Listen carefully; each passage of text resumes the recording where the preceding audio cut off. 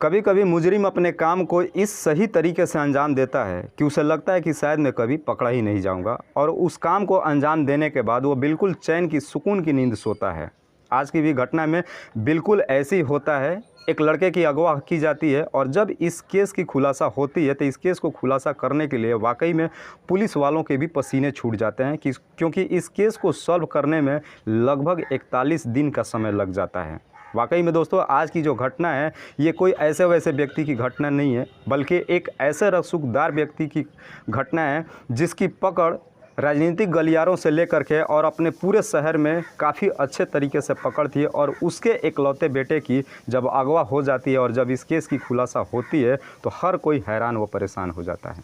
नमस्कार, आदाब, मैं हसमुद्दीन और आप देख रहे हैं सफ़र क्राइम तक।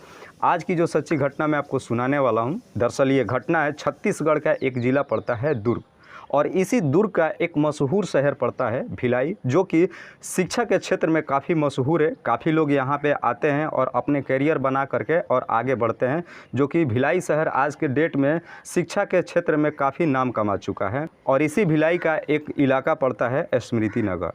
दरअसल ये घटना है 10 नवंबर 2015 के शाम के 6 से 7 बजे के करीब। एक लड़का जिसका नाम है अभिषेक मिश्रा अपनी कार लेकर के घर से बाहर निकलता है और घर वालों को ये कह के जाता है कि मैं तुरंत वापस आ जाऊंगा। लेकिन शाम होती है, रात होती है, अगली सुबह भी जब अभिषेक मिश्रा घर वापस नहीं आता है, घर वाले काफ़ी हैरान परेशान हो जाते हैं। घर वाले अभिषेक मिश्रा के नंबर पे कॉल करते हैं तो पता चलता है कि जैसे ही अभिषेक मिश्रा अपने घर से बाहर निकला था, उसके चंद थोड़ी ही देर के बाद उसका मोबाइल स्विच ऑफ हो जाता है। जब अगली सुबह अभिषेक मिश्रा घर नहीं आता है तो उसके घर वाले तुरंत एरिया के पुलिस को इन्फॉर्म करते हैं।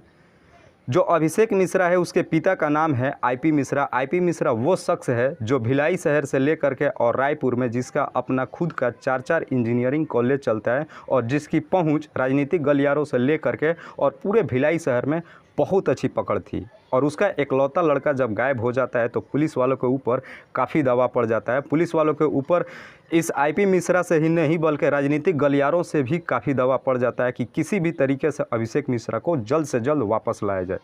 पुलिस जब इस केस की छानबीन करती है और उसके घर वालों से पूछताछ करती है तो घर वाले कहते हैं कि साहब 9 नवंबर 2015 मतलब कि जिस दिन ये अगवा हुआ था उससे एक दिन पहले ही दिल्ली से वापस आया था। जब पुलिस वाले उसके घर वालों से और पूछताछ करती है तो घर वाले कहते हैं कि साहब वो बहुत साफ़ सुथरा लड़का है, उसकी किसी से कोई दुश्मनी नहीं है, वो तो कल ही शाम को दिल्ली से वापस आया था, भला उसकी किसी के साथ दुश्मनी क्या हो सकती है। लेकिन पुलिस के ऊपर इतना काफ़ी दबाव हो जाता है कि अब ये घर परिवारों को छोड़ करके और आस पड़ोस लोगों से लेकर के और शहर में तमाम जगहों पे पूछताछ करती है। लेकिन बदकिस्मती से पुलिस वालों के हाथ कोई भी सबूत नहीं मिलता है। फिर अचानक एक खबर आती है कि रायपुर के एयरपोर्ट रोड पे अभिषेक मिश्रा की लवारिस कार पड़ी हुई है।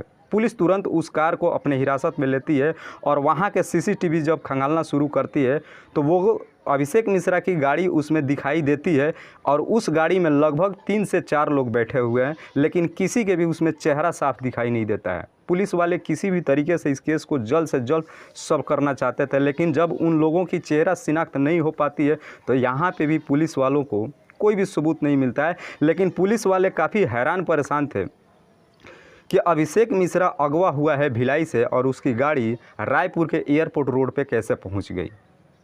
फिर पुलिस वालों ने अपनी तफ्तीश में आगे बढ़ते हुए और अभिषेक मिश्रा का मोबाइल का सीडीआर निकालती है ताकि उससे साफ पता चल सके कि आखिरी लोकेशन अभिषेक मिश्रा की क्या थी और उसने आखिरी बार किससे बात किया था।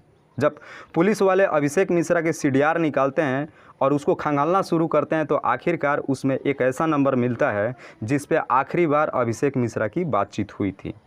और जहाँ पे अभिषेक मिश्रा की लास्ट लोकेशन बताई जा रही थी वहीं पे ये नंबर भी उस वक्त मौजूद था। पुलिस वालों को काफ़ी इस पे शक हो जाता है कि ज़रूर इस व्यक्ति का इस केस में कोई ना कोई हाथ है। उस नंबर को जब ट्रेस किया जाता है तो पता चलता है कि ये नंबर किसी विकास जैन के नाम पर रजिस्टर्ड है, जो कि भिलाई शहर के ही स्मृति नगर का रहने वाला था। पुलिस तुरंत विकास जैन को अपने हिरासत में लेती है और उसे पूछताछ करना शुरू करती है।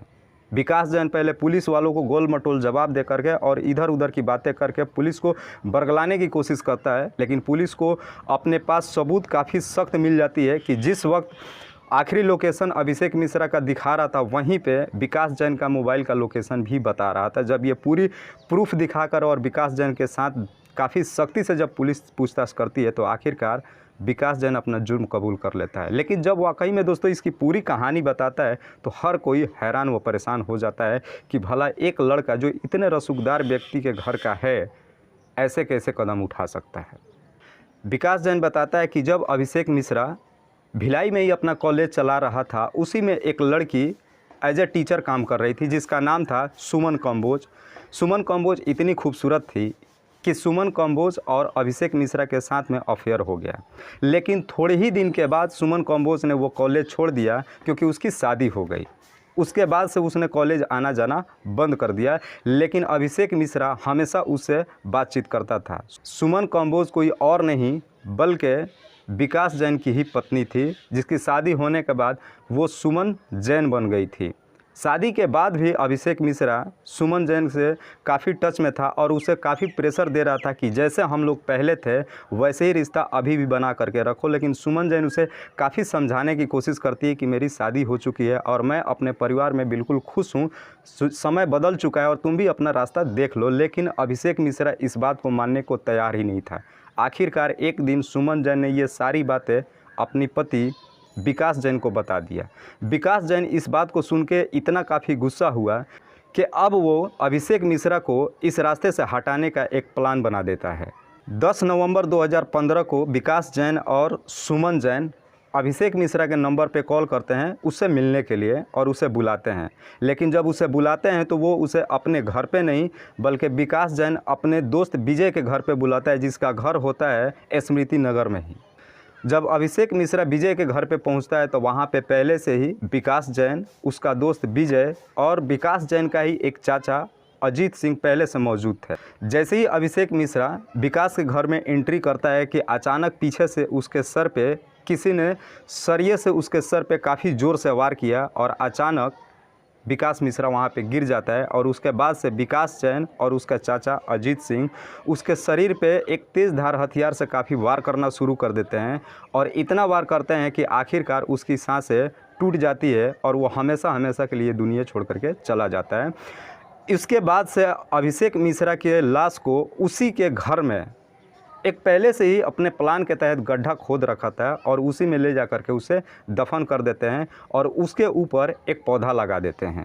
लगभग जब 41 दिनों के बाद इस केस का खुलासा होता है, जब ये पूरी कहानी विकास जैन पुलिस वालों को बताता है तो पुलिस वाले भी इस चीज़ को मान लेते हैं कि अब अभिषेक मिश्रा इस दुनिया में नहीं है। 23 दिसंबर 2015 को शाम के 6 से 7 बजे के करीब जब पुलिस वाले विजय के घर पे पहुंचते हैं और उस गड्ढे की खुदाई करते हैं तो आखिरकार वहां से अभिषेक मिश्रा के सड़े गले शरीर का कुछ हिस्सा वहां से निकल के आता है। और जब इसका मेडिकल जांच कराया जाता है तो साफ साफ पता चल जाता है कि ये कोई और नहीं बल्कि अभिषेक मिश्रा है। 24 दिसंबर 2016 को अभिषेक मिश्रा के घर वाले अभिषेक मिश्रा की क्रियाक्रम करते हैं। पुलिस विकास जैन, विजय, अजीत सिंह और उसकी विकास जैन की पत्नी सुमन जैन को अपने हिरासत में ले करके और जेल भेज देती है और इसका चार्जशीट भी तैयार करके और पेश कर देती है। और आखिरकार वो दिन भी आ जाता है जब इनका सुनवाई होता है। 11 मई 2021 का कोर्ट के अदालत में इसकी सुनवाई होती है और ऑनलाइन के जरिए इनको सज़ा के अनाउंसमेंट किया जाता है, जिसमें सुमन जैन को बेल मिल जाती है और विकास जैन, विजय और उसके चाचा अजीत सिंह को उम्र कैद की सज़ा सुनाई जाती है। लेकिन जब इसकी खबर अखबारों से लेकर सोशल मीडिया तक प्रेषित होता है और जब लोग इस खबर को जानते हैं तो हर कोई हैरान व परेशान हो जाता है और सोचने पर मजबूर हो जाता है कि काश अगर अभिषेक मिश्रा ने अपने भी जीवन में कुछ बदलाव किया होता है और अपनी पिछली ज़िंदगी को भूल गया होता है तो शायद अभिषेक मिश्रा आज भी इस दुनिया में ज़िंदा होता। दोस्तों, इस कहानी को सुनाने का उद्देश्य मुझे किसी को परेशान नहीं करना है, किसी को तकलीफ़ नहीं पहुंचाना है, बस आपको बताना है आप जहां भी रहें सुरक्षित रहें और अपनों का ख्याल रखें। तब तक के लिए जय हिंद, जय भारत।